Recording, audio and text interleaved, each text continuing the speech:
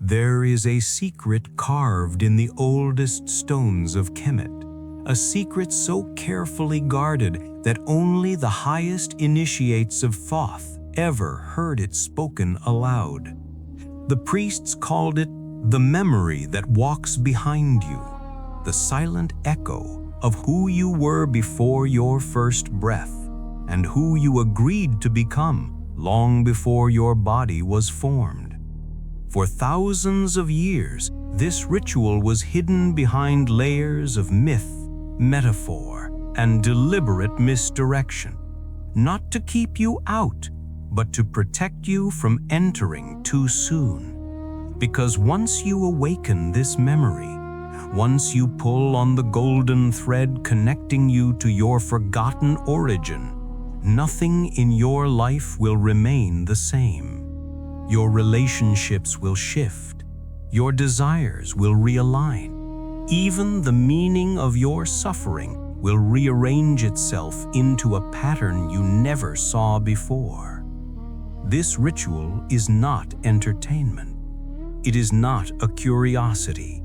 It is a threshold, and thresholds demand something from those who cross them. So if you are here, listening, reading, feeling something stir in the back of your chest, like a hand pressing gently from another dimension, understand this: your soul has already given permission. You do not find these teachings by accident. They arrive when the inner field begins to vibrate at a frequency that the ancient texts describe as the tremor before remembering. The old Egyptian mystics believed that every human carries 3 layers of memory. The memory of the mind, fragile, temporary, easily erased. The memory of the body, instinctual, animal, concerned with survival. And the memory of the Ba, the soul, the unbroken thread stretching across lifetimes, holding the essence of why you returned. It is this third memory that the forbidden ritual awakens. And here is the part the modern world has forgotten. Memory is not a story. Memory is vibration, a tone, a frequency, a pattern of resonance that calls the soul back into alignment. If you've ever had a moment where you felt strangely older than your age, or looked at a stranger and felt you had known them for centuries, or visited a place for the first time and felt a sudden sting of recognition behind your eyes, you have already touched the edges of this field. But touching is not awakening. Awakening requires intention, breath, sound, and a shift in the inner chamber of awareness that cannot be faked. The ritual you are about to learn was once reserved for those who had spent years in silence, years training their nervous system to hold higher states of consciousness without collapsing. The fact that it is returning now, resurfacing in a world filled with noise, anxiety, and distraction, is not coincidence. It is timing. You are being called back to something ancient, something older than language, older than belief systems, older than even the gods had names. This ritual is not about becoming someone new. It is about remembering the one who never left. Throughout this journey, you will feel moments of clarity and moments of doubt. You will experience sensations in your chest, spine, or skull that may surprise you. Some feel warmth, some feel pressure, some feel a sudden emotional release as if an old grief has finally been given permission to dissolve. Whatever arises, trust it. And when the moment comes for the vibrational activation, the sound that Thoth himself was said to whisper into the ears of those deemed ready, do it with full presence. One breath done correctly can shift the field. One sound done honestly can open the gate. So take a deep breath now. Feel your awareness settle and prepare to enter the forgotten chamber within you. When you are ready to go deeper, this is the field beneath your ordinary awareness, the place where the memory of your soul is stored in vibration rather than words. There is a moment, subtle, almost imperceptible, when your inner world begins to shift. For most people, it happens long before they ever realize it. It starts as a restlessness, a quiet pulse under the skin, a strange sense that the life you are living is only a thin surface stretched over something ancient and immense. The Egyptians had a name for that feeling. They called it the stirring of the Shen, the first tremor of the soul's deeper memory trying to make itself known. If you've ever felt that your life was not random, if you've ever sensed that your struggles are part of a larger pattern, if you've ever awakened from a dream carrying emotions that didn't belong to your current life, then you have already brushed against the edges of the awakening memory field. But brushing is not entering, and entering is not awakening. Awakening is something else entirely. It is the moment the soul turns its face toward you again. The field beneath your thoughts. The modern world teaches you to identify yourself with your thoughts, your emotions, and your memories, but the ancient world, the world Thoth belonged to, understood something different. What you call your mind is only the lantern. The memory field is the flame. Thoughts flicker, emotions shift, but the flame stays. Imagine your inner world as a vast, silent lake. On the surface, ripples, waves, storms, all temporary, all caused by the winds of daily life. But beneath that, in the still deep water, lies something untouched, unmoved, unaltered by external events. That depth is the memory field. And when the old priests trained initiates, they didn't teach them to fight the waves. They taught them how to descend into the stillness beneath, because that stillness is where the soul speaks.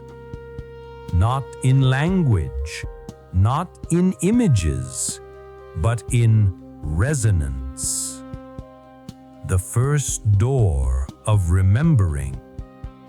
You are going to open the first door of this field right now, not later, not after training, not after learning more theory, because the first door does not require mastery. It requires honesty. Close your eyes for a moment. Let your shoulders loosen. Allow your breath to deepen naturally, without force. Feel the weight of your body making contact with whatever you sit on. And now, pay attention not to your thoughts, but to the space around your thoughts. like listening to the silence between two distant sounds. That space is the doorway. Hold your awareness there for a few seconds. Do not try to control anything. Just notice. Most people run from that space. They fill it instantly with noise, plans, worries, narratives, because they were never taught how to hold the presence of their own soul. But right now, you are doing what initiates once traveled across deserts to learn.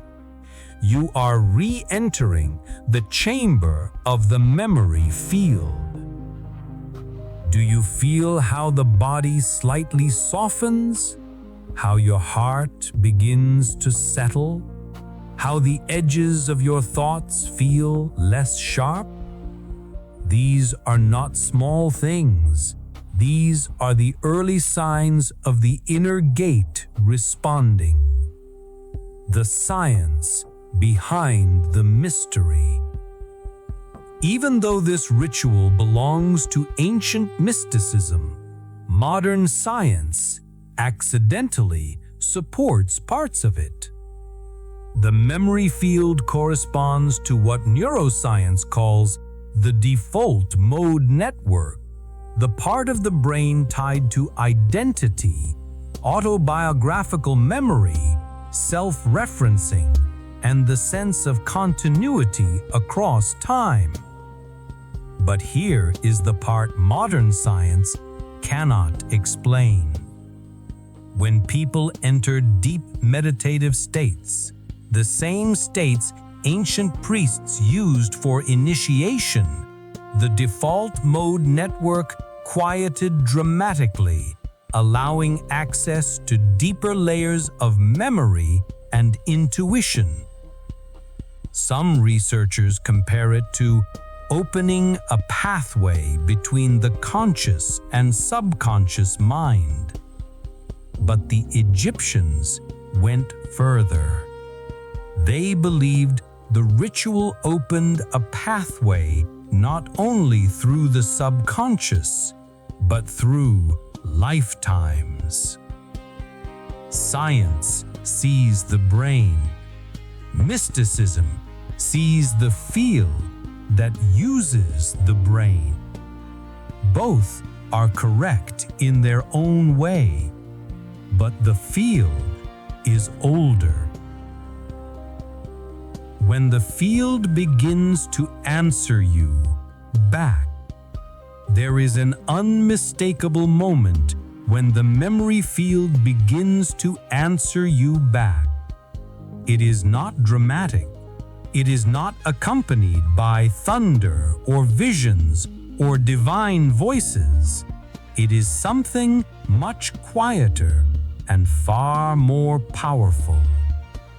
It feels like a soft pressure behind the chest, or a warmth spreading beneath the ribs, or a sudden emotional clarity that comes without explanation. Some initiates described it as a light gently pushing from the inside. Others said it felt like the room exhaling with me. You may feel something already, or it may come later tonight, or tomorrow, or in the silent minutes before sleep. But it will come. The memory field never ignores a sincere call. A warning the priests always gave. Before teaching the forbidden ritual, Thoth's priests gave a warning not to frighten initiates, but to prepare them for the shift. They said, when you awaken memory, illusion will fight back. In other words, your old identity, your stories, your fears, your habits, will try to reassert themselves, not because they are evil, but because they have been your companions for so long that they believe they are protecting you. This is why some people feel emotional turbulence soon after beginning the inner work. Not because something is going wrong, but because something is finally being rearranged. Think of it like cleaning a deep well. At first, the water becomes muddy. That is not the dirt arriving. It is the dirt leaving. So if emotions surface unexpectedly, if memories rise suddenly, if dreams become more vivid, these are not disturbances. These are echoes of the remembering process. The priests called this phase the shaking of the shadow. Let it happen. Do not resist. Do not. This is the forbidden vibration, once whispered only to initiates who had survived the tests of silence, endurance, and inner dissolution. A single utterance of this sound was said to open the gate of memory and restore the soul's forgotten light. There is a story, almost erased from history, of a night when the ancient priests gathered in a windowless chamber beneath the temple of Thoth. It was said that this chamber was carved with geometric symbols so old that even the scribes could no longer translate them. Some believed the symbols came from a civilization predating Egypt. Others whispered that they were not carved at all, but grown into the stone by sound. Only the high initiates were allowed inside, not because the knowledge was exclusive, but because the unprepared mind becomes unstable when exposed to certain frequencies. Inside that chamber, there was no torchlight, no incense, no statuary, only darkness. And into that darkness, the high priest spoke the sound, a low, trembling vibration that did not feel like it came from the throat, nor from the air, nor from the human body at all. Some texts compare it to the rumble beneath an earthquake, others to the hum of a star collapsing inward. Still others describe it as a tone that awakened the bones before it reached the ears. But all agree on one thing. It was the sound that made the soul remember. This sound, this secret, is what you're about to learn. But first, you must understand why this vibration was forbidden and why it disappeared from the world until now. The sound that could break illusion. Every ancient tradition had a method for awakening inner sight, but Egypt's was the most precise. They believed that sound is the architecture of consciousness and that certain frequencies can rearrange the human energy field like a sculptor reshaping clay. The sound of Thoth was one of these frequencies. It did not create visions. It did not induce trance. It did not stimulate the imagination. Instead, it collapsed the illusions the mind uses to protect itself. To the priests, this was dangerous power. Imagine living your entire life inside a room with painted walls, and suddenly, one vibration causes the walls to melt away, revealing a vast, cosmic landscape behind them. Some initiates could not handle the exposure. Some tried to run from what they saw within. Others burst into tears without understanding why. Not because the sound brought pain, but because the truth of the soul can be overwhelming when it floods in too quickly. This is why the ritual you are learning must be approached with reverence, not curiosity. You are not here to try something. You are here to remember something. The legend of the forgotten tone.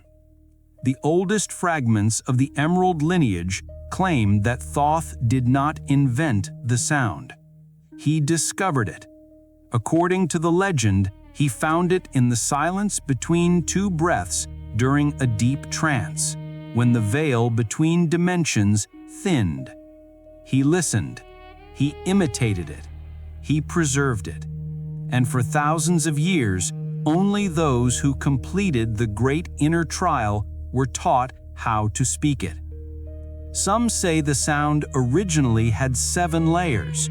Some say only 1 layer was necessary. Some say the full vibration could shatter a human ego in seconds. But all sources agree that the true tone is hidden beneath a simple syllable, re and hum. But not exactly. You must understand, the syllable is not the sound. The syllable is the container for the sound. The vibration itself lies in how you breathe it, how you shape the inner chamber of your chest, and how your awareness rides the frequency as it exits the body. You will learn all of this soon. But before we begin the vocal activation, there is something essential you must understand, something the priests warned about. The sound does not reveal the soul. The sound removes what blocks you from seeing it. The psychological trap. Many beginners expect fireworks, visions, or psychic downloads when they chant an ancient sound. But those expectations come from the outer mind, not the inner field. The first thing the sound does is strip away illusion, and illusion hates being stripped away. So you may feel a sense of emotional vulnerability, memories rising without context, a strange heaviness behind the eyes, a momentary detachment from your thoughts, a sudden clarity that feels both liberating and frightening. These are not side effects. These are openings. When the memory begins to return, it rarely arrives as a story. Rather, it comes as a feeling, a recognition, a knowing that cannot be explained logically. Do not resist it. Do not rush it. Do not try to interpret. You are simply allowing the soul to speak again after years or lifetimes of silence. The anatomical mystery, why the sound works. Here is where mysticism meets science. When the sound is done correctly, it activates 3 systems simultaneously. 1. The vagus nerve. This governs emotional regulation, intuition, and deep calm. Low-frequency vibrations stimulate it, creating a state where memory can flow from deeper layers of consciousness.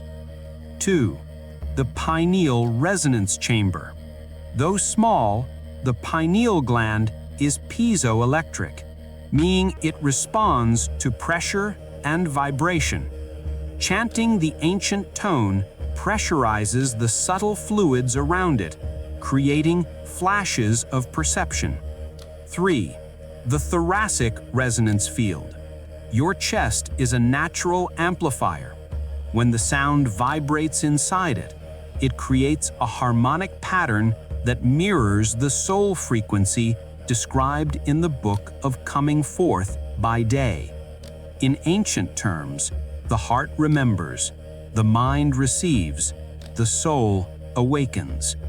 In modern terms, the sound recalibrates your neural and energetic systems. In cosmic terms, you are tuning yourself to the frequency of your own origin. the arrogance of the unready. Let me break the tone of reverence and speak more bluntly, the way some ancient magicians did when confronting reckless students. They used to mock initiates who demanded the secret sound before preparing their inner chamber. Repeat Ray Hume 1,000 times, they laughed. You might as well blow into a hollow bone and expect enlightenment. Because the sound is not magic. You are the magic. The vibration only works if your awareness is anchored deep enough to hold it. If you chant mechanically, nothing happens. If you chant with ego, the field rejects you. If you chant with desperation, your energy scatters. But if you chant with sincerity, with presence, with an open chest and an undefended heart, then even a single breath of the sound can transform you. This is why preparation matters, why the first section was essential, why your stillness is the foundation of everything that follows. The hum before the tone. Before speaking the ancient sound, you must learn the hum, because the hum is the bridge. Close your eyes again. Relax your jaw. Inhale through the nose slowly until the chest expands gently. And on the exhale, make a soft, steady hum. Not loud, not forced, not dramatic. Imagine the hum vibrating the space behind the heart. Let it spill downward into the belly and upward into the skull. As you hum, feel the subtle change. The body softens, the mind settles, the inner door creaks open. Do this hum only once. You are not building momentum. This is the threshold, the moment where sound becomes light and light becomes memory. Only those who have steadied their inner field are permitted to cross. You are standing before the gate now, whether you feel ready or not. There is a line in an old papyrus, half destroyed by time, attributed to a nameless initiate of Thoth.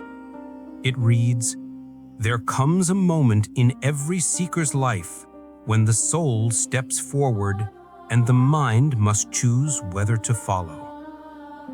This is that moment. Everything you have done, the descent into the memory field, the preparation of the chest, the awakening of the inner hum, has brought you to the threshold the Egyptians called the gate that opens inward. Unlike the grand temple gates carved in stone, this gate has no physical form. It does not swing open, it does not creak, it does not reveal itself visually. The inner gate is felt, not seen. And once it opens, it cannot be closed again. You are about to learn the ritual that activates this gate. But before that, you must understand what this gate truly is and why the priests feared it as much as they revered it. The gate between stories. You live inside a story. You don't realize it, but you do. Your name, your past, your beliefs, your wounds, your ambitions. They form the walls of a narrative you inherited long before you had the ability to question it. And like all humans, you mistake that story for the full truth of who you are. The inner gate ritual exists for one reason: to loosen your grip on the story you've been living and reconnect you to the memory of who you were before the story began. Every ancient tradition hints at this. In India, It was said the Atman sleeps beneath layers of samskara. In Tibet, the teachings describe the softening of the constructed self. In Greece, Plato spoke of anamnesis, the soul remembering truths it once knew. In Egypt, they simply called it returning. The gate is the moment the return begins. This is why the priests warned, cross with humility or you will break. Because your story, your identity, your ego, your wounds will resist being dissolved, not maliciously, only instinctively, like a frightened animal clinging to the edge of a cliff. But once you cross the gate, you will never again confuse your story with your soul. The sensation of the gate. Before performing the ritual, you must learn how the gate feels. Yes, feels. Every initiate reported something slightly different. Some felt an expanding sphere of warmth behind the ribs. Some felt a descending column of pressure from the crown downward. Some felt a sudden rush of emotion with no clear cause. Some felt the world go slightly quiet, as if reality were holding its breath. For me, the first time I crossed the gate, it felt like the air around me thickened, as if I had stepped into a room with heavy, ancient stone walls, even though I was sitting outside under the sky. I remember my hands heating up and a trembling rising in my throat. I remember thinking, I know this place. Why do I know this place? It wasn't a physical location. It was a state, a memory, a homecoming. Do not expect your experience to match mine. Your gate will open in the way your soul needs, not in the way your mind prefers. The only requirement is presence. A hard truth about the inner world. Before we begin, I must tell you something uncomfortable, something many modern seekers don't want to hear. You cannot cross the inner gate while clinging to who you think you are. If you approach this ritual with the desire to confirm your existing beliefs, if you chant the sound hoping to amplify your ego, if you attempt to use the gate to escape accountability, responsibility, or humility, the gate remains closed. Not because you are unworthy, but because the soul refuses to expand inside a cage. This ritual asks for one thing only: a willingness to be changed. If you can offer that, even imperfectly, the gate will respond. The ritual begins. Preparing the chamber. Sit comfortably, spine naturally straight, shoulders loose, face relaxed. Bring your awareness inside your chest, but not on your physical heart.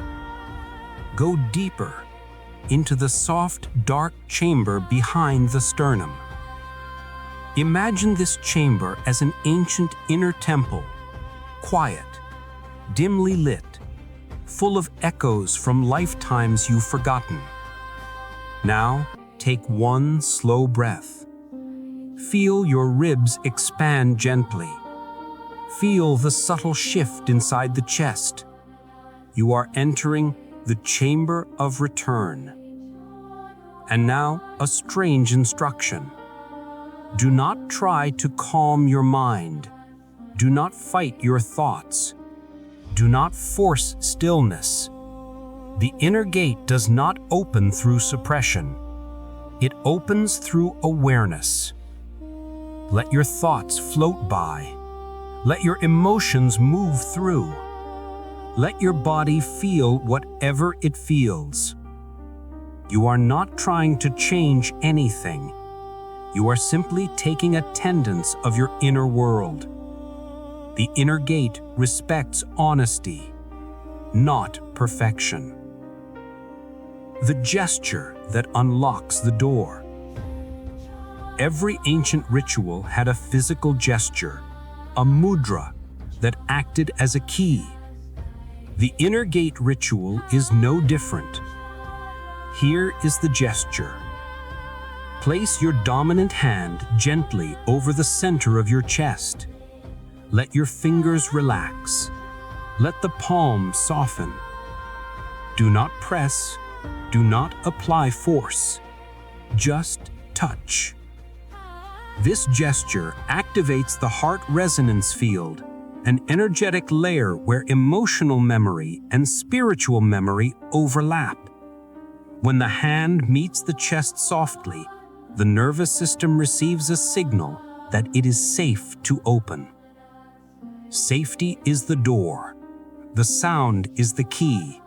The soul is the traveler. The descent of breath. You will now perform a breath that is older than recorded history. It is not the same breath of section 1. It goes deeper. Inhale slowly through the nose for 5 seconds. As you inhale, imagine drawing light from above your head into your chest. Not bright light, but soft, ancient golden light. Hold for 3 seconds. Let the light settle. Let the chest soften around it. Exhale through the mouth for 7 seconds. As you exhale, imagine sinking deeper into the inner chamber. Do this breath only once. Again, this ritual is not repetition. It is precision. One breath done correctly is worth more than 1,000 done unconsciously. The moment before the gate opens. Now, you will perform something deceptively simple, something that many initiates failed because they underestimated its power. You will do nothing. Do not breathe intentionally. Do not chant. Do not visualize. Do not control. Become still. Feel the hum of your existence, the faint electricity running beneath your skin, the weight of your body, the warmth of your hand on your chest. Stay here. This stillness is not empty. It is charged. It is waiting. When the priest trained initiates, they said, "In the stillness, the gate decides." If the gate opens, you will feel it.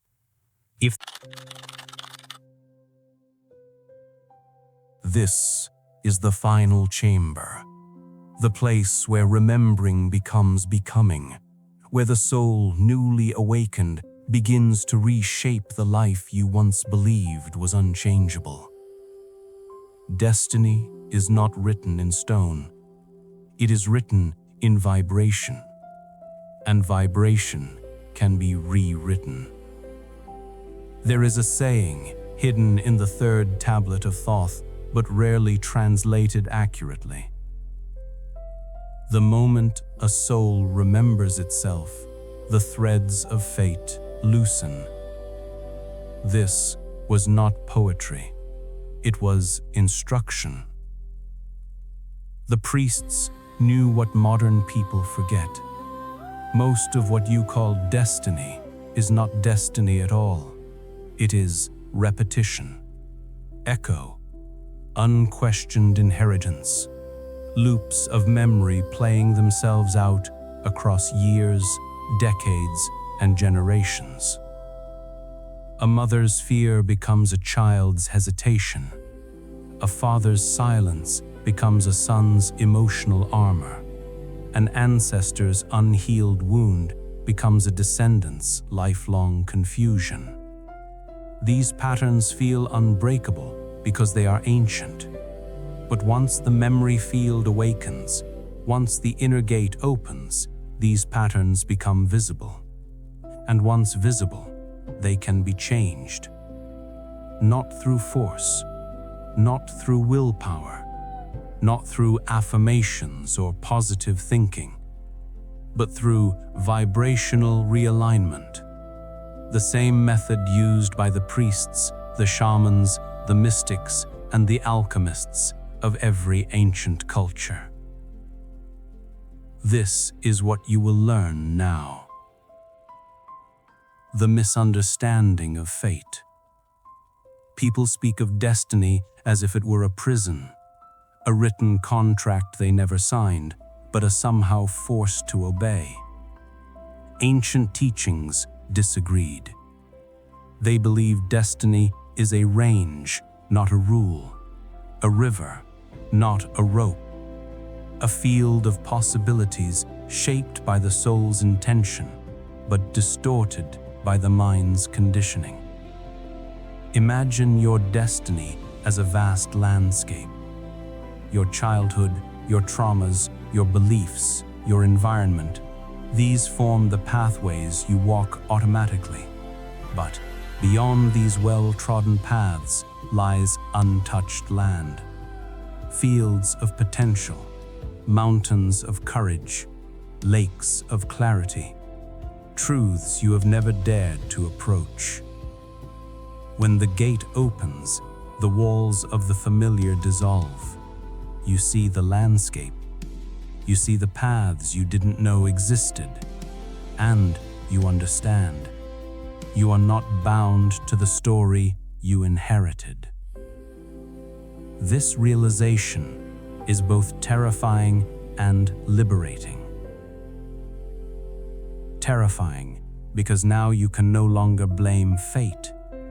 Liberating because now you can choose again. Rewriting destiny is not fantasy, it is alignment. Why memory shapes reality. If destiny is vibrational, then memory is the tuning fork that sets its pattern. This is why awakening the memory field is not symbolic, it is mechanical. What you remember about yourself, consciously or unconsciously, shapes your behavior, your expectations, your emotional responses, your decisions. These in turn shape your life. When you awaken the ancient memory, the soul memory, the tuning fork changes pitch. This is why some people, after crossing the inner gate, suddenly end relationships they tolerated for years, pursue dreams they abandoned long ago, lose interest in numbing habits, develop a strange courage, speak more clearly, see through manipulation effortlessly, forgive without effort, feel emotions more honestly, stop apologizing for being who they are. These are not personality changes, they are realignments. The soul begins to move through the body in a more direct way, and destiny rearranges itself around the vibration of truth. The science behind rewriting destiny. Modern neuroscience accidentally supports this ancient idea. When deep memory awakens, the brain undergoes a process called neural pruning. Old pathways dissolve, new ones grow. The default identity circuits shift. Behavior changes naturally. In psychology, this is known as schema collapse. The moment the inner lenses you used to interpret the world break open, allowing new interpretations to form. In quantum physics, some theories suggest that observation and expectation influence probabilities, the very mechanism by which destiny unfolds. In mysticism, The explanation is simpler.